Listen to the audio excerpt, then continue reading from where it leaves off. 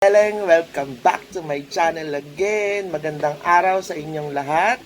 Time check, we have um,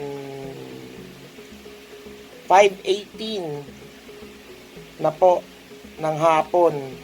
At ang time out po dito sa trabaho is 5 o'clock from 8 a.m. to 5 p.m.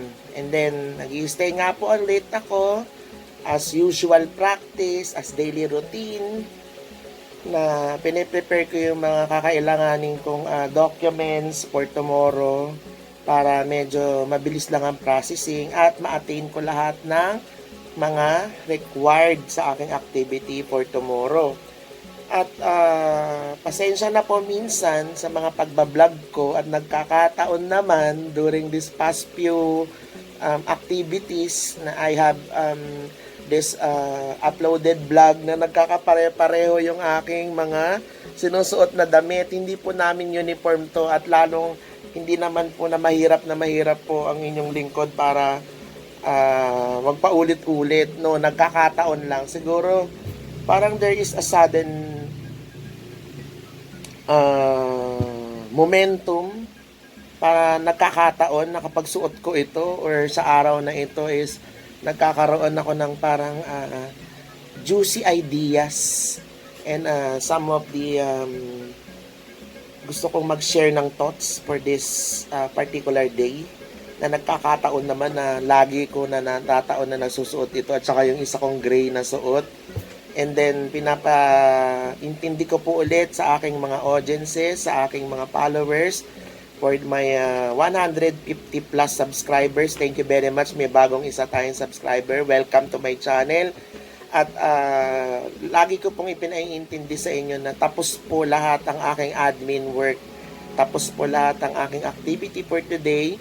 Then kapag may vacant time na maisasali ko po ang aking uploaded activities, yung mga reaction vlog ko is kung pwedeng maihabol.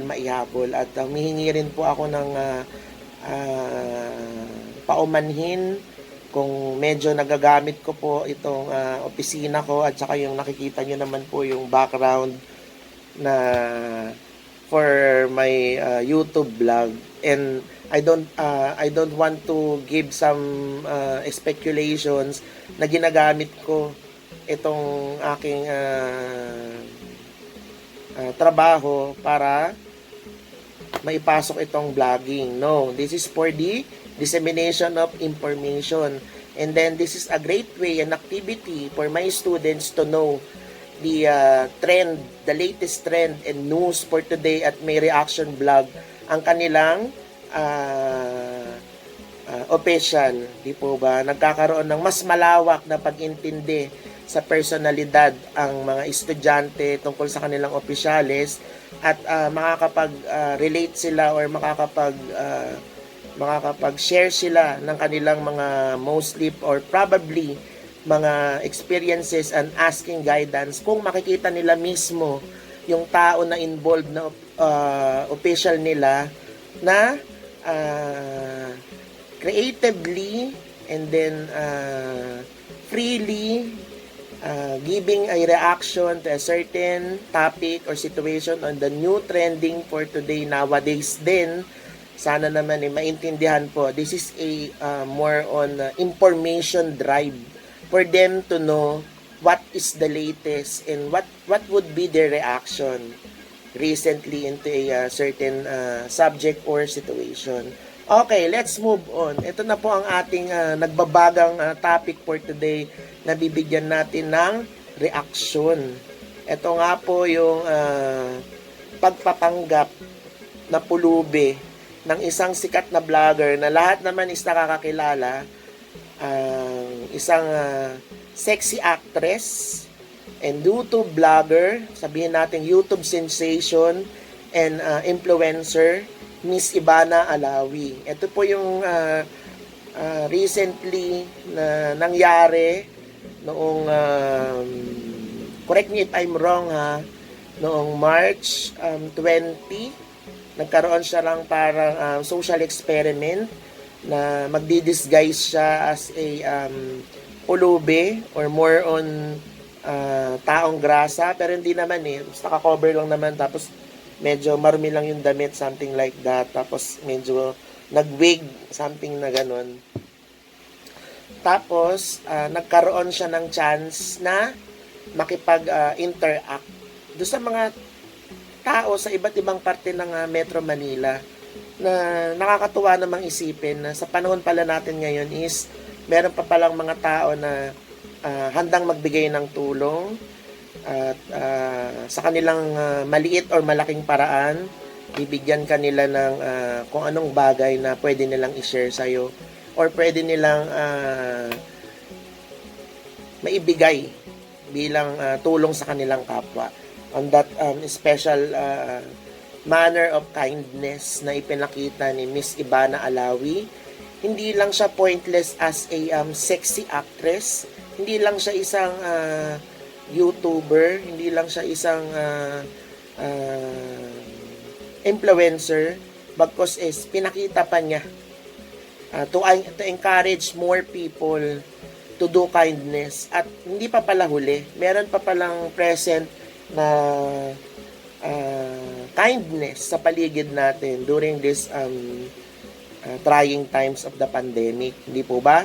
Okay, lumipat naman tayo doon sa isang umaatikabong mga banat ng mga ilang bashers, and then yung mga ibang netizen na hindi nagustuhan yung kanyang ginawa in the matter of binabato siya ngayon ng law, and in the matter of safety protocols. Okay, for my research, and for I am a more on a psychologist, or I'm not a licensed one, pero I am a psychology major, so I practice to be one of those best observer along our economy. Kami yung mga tao na nag-o-observe at nagbibigay ng aming mga reaction sa mga bagay-bagay na sa tingin namin ay ito ang kasagutan.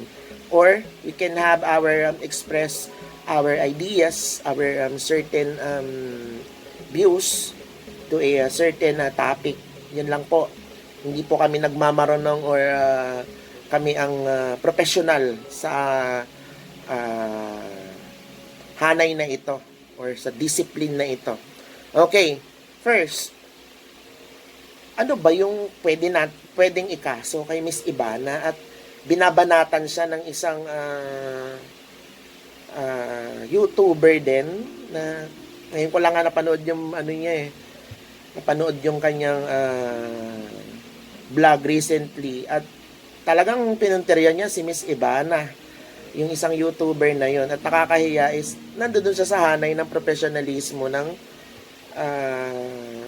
subject na iyon, in terms of parang bakit pinoint mo lang si Miss Ivana, diba? There are thousands of YouTuber in the Philippines who did the same or who do the same with regarding of disguising their selves to be a beggar, and then they give something in return to those people who give them the kind of help that they needed on that certain situation, in terms of parang kukulangin yata ang kulungan kung mapapatunayan ang kulungan natin dito sa Pinas sa dami ng mga violators, di ba? Hindi po si Miss Ivana ang nagsimula ng kanyang trending, at hindi rin po ako fan ni Miss Ivana, no? Actually, hindi naman ako subscriber niya in terms of, at hindi naman niya ako kilala. Kumbaga, doon lang ako sa tingin ko ay tama. 'Di ba? Kung magpapapansin lang din ang isang hindi naman kilala or hindi naman ganun kadami na subscribers kumpara kay Miss Ivana na almost 1 million na, hindi yung kanya parang 100 or something. 'Di ba? Manahimik na lang, wag na lang tayo gumamit or mag-point out. Ang sabi ko nga palagi is if there is a certain situation who needs a legal procedures, doon na lang tayo sa legal process na sinasabi, di ba? Wag tayo sensationalize sa ating mga YouTube channel at doon tayo bumanat ng bumanat. Kung gusto mo talaga ng legal na paraan or more on bigyan ng legal na proseso ang isang bagay, 'di ba? You do on the proper way, 'di ba? In a proper you do your the things or activities against doon sa vlogger na yon, then sampahan mo siya ng kaso, sampahan mo siya ng reklamo, ng demanda in a proper way, in the proper process of the law, 'di ba? Kung meron tayong batas na pinaiiral, dapat batas talaga. At ang alam ko, kapag pinaiiral mo ang batas, is nasa proseso ka ng proper timing in terms of the proper system of the process. Meron tayo dito ang proseso ng ating batas. Okay, yung batas naman na nagbibigay ng what do you call this? Ng puna or batikos sa pamamalimos, more on, ito yung pagsasaayos lang na hindi dapat pinamamalimusan yung mga namamalimos at namamalimos yung mga tao. Ito po ay may mga kaukulang definition. Ito po ay ayon sa ating Presidential Decree 1563, number 1563, correct me if I'm wrong, hindi naman po ako abogado, Anti-Mendicancy Law of 1978, during martial law pa. Ito ay naipatupad at ito ay naipalaganap in terms of siya ay isang batas. Okay. Umano naman tayo doon sa dalawang mapaparusahan when it comes to anti-mendicancy law. Ito yung namamalimos, of course, yung pulubi, the beggar, and then yung nanlilimos, yung nagbibigay. Dalawa sila. Sige, dun muna tayo doon sa tatamaan talaga, ha. Yung nagbibigay ng limos, it's taken. Pero bigyan natin ng definition ang pulubi. Bigyan natin ng definition ang kung pasok ba siya sa qualification. Kung si Miss Ibana lang ang bibigyan natin ng sample situation, ha. Kasi yung iba talaga pinag-iinitan siya in terms of the law. Okay. Sino ba ang pulubi in terms of, si Miss Ibana Alawi ba ay pulubi? Hindi. Kasi nga, yun ay ginawa niya as a social experiment, no? Papaliwanag po natin. Ang number one ruling when it comes to pagiging isa o sa kwalifikasyon ng isang pulubi ay, one, has no visible and legal means of support or lawful employment. Then number two, physically able to work. Then number 3, neglect to apply himself to some lawful calling. And then number 4, uses begging as a means of living. Pasok ba si Ibana doon? Malamang hindi kasi nga siya ay social experiment lang mostly. Tinitignan niya yung mga tao na magbibigay sa kanya ng tulong in terms of hindi siya si Ibana Alawi kasi nga nakadisguise siya. Ikaw, anong gagawin mo kung may nakita kang pulubi na ganun? Matatakot ka syempre. Pero yung iba, nagbigay. Diba? More on, hindi naman nagmakaawa or begging or something. Diba? Kasi nga, it's part of the social experiment. And mind you, hindi lang po nga si Miss Ibana ang gumawa niyan in the YouTube world. Napakarami na pong nauna. Bakit trending lang na biglang si Miss Ibana kasi ang nagpulubi, tapos kailangan siya ang pulain, siya ang punahin, siya ang batikusin? Diba? Sana mag-isip-isip din minsan. And then, naintindihan ko yan in terms of bashing. May mga bagay talaga sa mundo na hindi ka mapiplease, hindi mo mapiplease ang mga tao sa lahat ng bagay na gagawin mo. Diba? Parang wala ka naman ng ginawang mabuti kung titignan mo na lang kung mapiplease ba ang ibang tao at hindi mo na nagawa yung gusto mong gawin. Okay? And then, dun muna tayo sa 1. Has no visible and legal means of support or lawful employment. May trabaho po si Miss Ibana. Yun po yung YouTube vlogging niya, yung YouTube channel niya. And I know, as far as I concerned, she is an actress. She is a one of those models to those advertising products. Diba? And then may mga ano siya, may mga so-called sideline, di ba? At saka sa pagkakaalam ko is natira na sa ibang bansa si Miss Ivana. At saka napakaganda ng bahay nila in terms of eto ba yung namamalimos. Social experiment nga, di ba? Paulit-ulit. Number 2, physically able to work.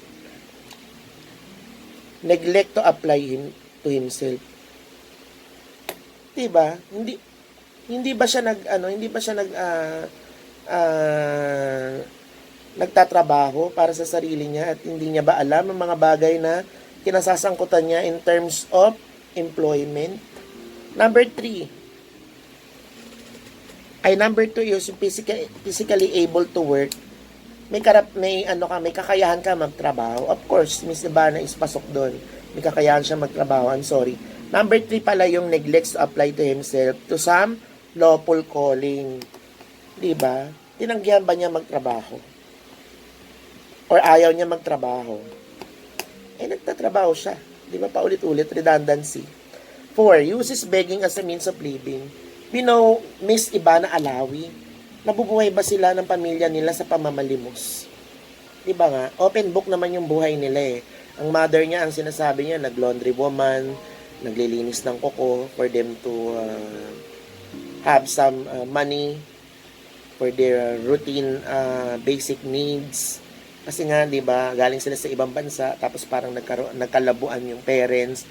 Tapos hindi yata sila sinuportahan in terms of financial needs.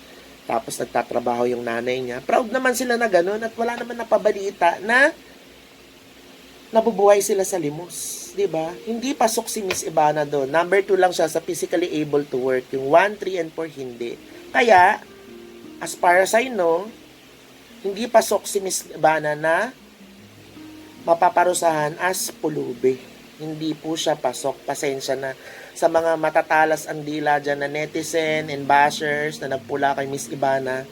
Tignan muna natin yung kabutihan na nagawa, no? And then we ask ourselves, if you are able to see na isang pulubi sa harap mo, gagawin mo ba? Kahit hindi mo inaasahan na halimbawa si Miss Ivana pala yun, bibigyan mo ba siya ng pansin? Bibigyan mo ba siya ng pagkakataon or oras para makausap at mabigyan ng tulong? Diba? You ask yourself, bakit kayo galit na galit sa tao? Hindi naman nga niya alam na ganun ang magiging reaction ng most of the netizen na pupulaan siya. And during our safety protocols, alam naman natin, advertiser in terms of print ad modeling, tapos may mga product endorsement siya. Of course, may mga procedures yan ng kanyang mga negativity sa COVID-19 in terms of negative certification na wala nga siyang sakit nun. And then lumalabas siya sa mga sa mga modeling, lumalabas siya sa mga print ad TVs in terms of their YouTube vlogging. At saka sa yaman naman ni Miss Ivana is hindi ba niya masusustentohan ang sarili niya para mabigyan ng negative na result in terms of pupunta siya sa process of swabbing halimbawa para makita ng mga tao na yung resulta is more on negative. Kaya, lumabas man siya yung nagre-risk ng buhay niya in terms of, at ito pa po pala ang pinaka-importante, nagbigay ba ng limos si Ivana? Kung hindi siya pasok doon sa pulubi, syempre, babato naman sa kanya nagbigay siya ng limos para more on maparusahan or mapahiya or something.